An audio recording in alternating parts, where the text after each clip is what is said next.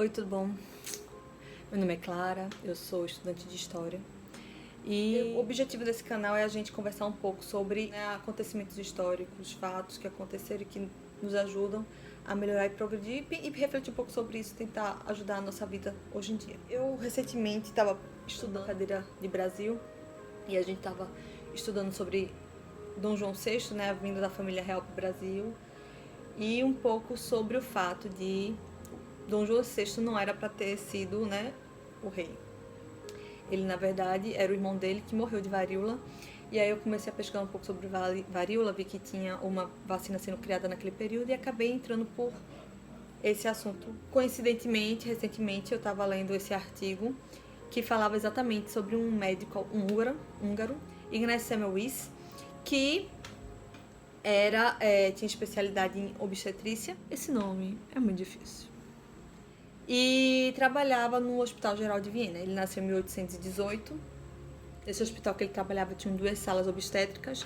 Tinha uma sala que era cuidada por parteiras e tinha uma sala que era cuidada por estudantes de medicina. E ele notou que a sala que era cuidada pelos estudantes de medicina tinha uma taxa de mortalidade 3 vezes maior do que a sala que era cuidada pelas parteiras. É importante a gente pensar e a gente frisar as condições nesse período em que ele era médico em Viena, né? Então a gente tem que pensar que isso foi mais ou menos em 1840, nesse período assim, e que os hospitais, a existência de micro-organismos, de vírus e bactérias não era uma coisa conhecida. Ninguém sabia sobre isso, ninguém tinha o costume de lavar a mão, ninguém acreditava em nada disso. Então os hospitais não tinham o costume de trocar com frequência as roupas de cama, nem limpar sangue dos lugares, pensando que o fato do sangue apodrecer iria causar outras doenças. Nenhum desses conhecimentos existiam. Então não se tinha esse costume. O chão ficava com serragem, às vezes, para absorver o sangue que caía. Então não se tinha esse conhecimento que nós temos hoje. Então a gente tem sempre que pensar no momento histórico que a gente está falando, né, de quando isso aconteceu. Estava trabalhando nesse hospital, tinha essas 2 salas de parto. A sala de parto que tinha o cuidado com o estudante de medicina tinha uma mortalidade 3 vezes maior, né? E não se sabia por que isso acontecia.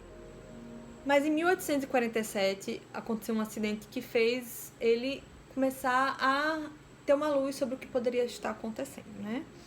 Um amigo dele morreu, esse amigo dele também era médico, e ele morreu depois de ter se machucado com um bisturi enquanto fazia uma autópsia. E aí ele começou a ver que os sintomas que o amigo dele teve e que levou ele à morte eram similares ou idênticos a esses outros sintomas que essas mulheres estavam tendo. E por causa disso, ele associou, né, o fato do maior índice de mortes nessa sala pós-parto, nessa sala obstétrica, ao fato de os estudantes de medicina trabalhavam na sala de autópsia, né? Eles mexiam com cadáveres, faziam autópsia nos corpos e depois de lá iam direto, sem muito cuidado com a higiene. Eles iam, às vezes com a roupa mesmo suja, e iam cuidar das mulheres pós-parto. Elas iam examinar as mulheres, ver como estava progredindo o quadro delas. Então, ele ligou uma coisa a outra e ele resolveu fazer uma solução de água com cal clorado e começou a exigir um cuidado maior com a higienização das mãos desses médicos para poder entrar na sala obstétrica. E isso fez com que as mortes caíssem drasticamente. Então a gente vai pensar, nossa, sucesso, né? Mas não foi bem o que aconteceu. O que a gente tem que pensar também era a mentalidade das pessoas desse período, né? Então o que ele estava dizendo é que a culpa das mortes que haviam acontecido antes era dos médicos, eram dos homens, dos estudantes de medicina. E isso não foi bem aceito, né? Nem todo mundo aceitou. O diretor do hospital em que ele trabalhava aqui tinha sido colocado naquele cargo por influência política. Ele era bem conservador e ele não gostava muito de mudanças. Por causa disso, sua teoria começou a sofrer uma grande resistência na sociedade médica, especificamente desse período. Ele tinha algumas pessoas que apoiavam ele, que tinham uma visão inovadora que ele tinha e que até apoiaram ele. Teve um amigo que ajudou ele a escrever um artigo para publicar numa revista local de medicina, mas não teve a repercussão que ele esperava ter, essa publicação dele, e ele não foi tão bem aceito. Por causa dessa resistência e por causa da falta de aceitação do diretor e de outras pessoas também, ao chegar ao fim do contrato dele, de trabalho no Hospital Geral de Viena, o contrato não foi renovado. ele acabou ficando sem ter onde trabalhar. Ele tinha amigos que ajudaram ele a conseguir um outro emprego também lá em Viena, mas esse emprego não dava acesso a ele a cadáveres, ele não podia fazer autópsia, ele tinha que mexer com bonecos de madeira, e isso causou uma grande frustração nele, e ele resolveu voltar para a Hungria. E lá na Hungria, ele começou a um cargo de médico honorário na enfermaria obstétrica, e mais tarde ele foi trabalhar na Universidade de Medicina, né, no Hospital de Medicina, da Universidade de Medicina lá da Hungria. E nesses lugares, ele conseguiu implantar o seu método, né, de higienização das mãos, de lavar as mãos, e quase zerou as mortes de mulheres pós-parto, derivadas da febre puerpério, né? E isso foi um grande sucesso. Fez com que ele visse realmente que aquele estudo dele tinha sentido, né, que a sua teoria tinha fundamento. E isso começou a causar alguns problemas psicológicos nele. Ele começou a ficar depressivo, passava grande período do seu dia chorando e pensando sobre todo o que poderia ser feito e que não estava sendo feito, né, com uma atitude tão simples. Isso fez com que sua esposa começasse a ficar um pouco preocupada com ele e, junto com um amigo, levaram ele a um manicômio, né? Levaram ele a esse lugar com o pretexto de que ele ia conhecer uma nova instalação médica e que, né, que era para ele ver como era, mas quando chegou lá ele percebeu que ele ia ser internado. Ele tentou resistir à internação, mas prenderam ele à força e ele foi internado. E 2 semanas depois ele veio a óbito. Temos algumas teorias de como foi que chegou a essa fatalidade, porém a teoria mais aceita é que resistiu a ficar internado, ele foi machucado, espancado, e essa violência causou algum ferimento na mão dele que veio a gangrenar e levou ele à morte. No atestado de óbito dele tem falando desse machucado, né, dessa gangrena que ele tinha na mão, que é considerado como causa da morte. 2 semanas depois da internação dele, ele tinha 47 anos quando ele morreu. Meu objetivo com a história de Ignaz, que é bem triste, né, é a gente ponderar um pouco. Primeira vez que eu ouvi essa história, eu estava estudando, comecei a desviar um pouco do meu assunto principal de estudo, mas o artigo que eu li, que eu vou até depois botar o link dele aqui embaixo. O título do artigo é Hempel, Semmelweis e a verdadeira tragédia da febre puerpério, de Marcos Barbosa de Oliveira e Brena Paula Magno Fernandes. O meu objetivo com esse vídeo é a gente ponderar um pouco sobre como alguns hábitos que não são comuns começam a se tornar comuns e começam a mudar a maneira como a sociedade se comporta, né? Naquele período, lavar as mãos, que é uma coisa que hoje em dia a gente acha super normal, super comum, básico de higiene, não era comum, ninguém fazia isso, porque não se tinha o conhecimento, né? Não se tinha noção sobre a importância disso, né? E assim como hoje em dia nós sabemos da importância de higienizar a mão, apesar de que nós tínhamos o conhecimento, mas nem todos fazíamos, nem todos tínhamos o costume de realmente lavar a mão, né? Nesse período agora da pandemia, nós estamos com muito mais atenção com isso, né? Nós sabemos que não podemos lavar a mão de maneira rápida, temos que ter cuidado com locais que não são lavados, que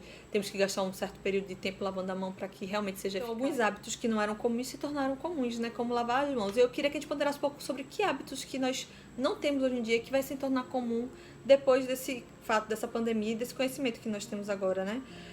A gente não tinha o costume de lavar a mão, achar pelo menos um tempo lavando a mão, cuidado com todas as regiões, do jeito que a gente lava a mão. A gente não tinha cuidado com tanto com tocar o rosto, né? Tocar, levar a mão ao olho, levar a mão à boca. A gente não tinha tanto cuidado com andar com um frasco, um recipiente de álcool e gel na nossa bolsa, né? A gente não tem cuidado de outros países, né? Como os países asiáticos. Meu irmão tá morando no Japão agora e não é de agora que de vez em quando apareceu uma pessoa de máscara na rua. E agora, talvez a gente adquira esse hábito de quando nós estivermos doentes, né? Ter o cuidado de colocar uma máscara, de usar alguma coisa para proteger as outras pessoas da nossa doença, né? Deixar claro que a máscara é mais eficiente quando é usada pela pessoa que está doente. Então, quais são os hábitos que nós vamos desenvolver depois, né, dessa dificuldade, dessa pandemia que nós estamos enfrentando? Nós possamos pensar sobre isso e possamos mudar alguns hábitos, né? Que não sejamos como os médicos do período que resistiram a algumas mudanças e que não acharam que eram importantes.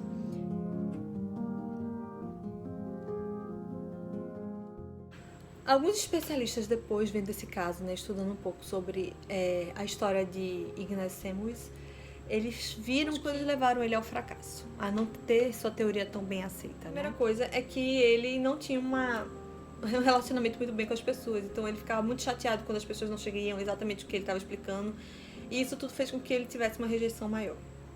Outro fato também que fez com que não tivesse tanta aceitação e não tanta divulgação da sua teoria é o fato dele não ter depois, alguns cientistas afirmam que ele deveria ter feito um experimento em laboratório.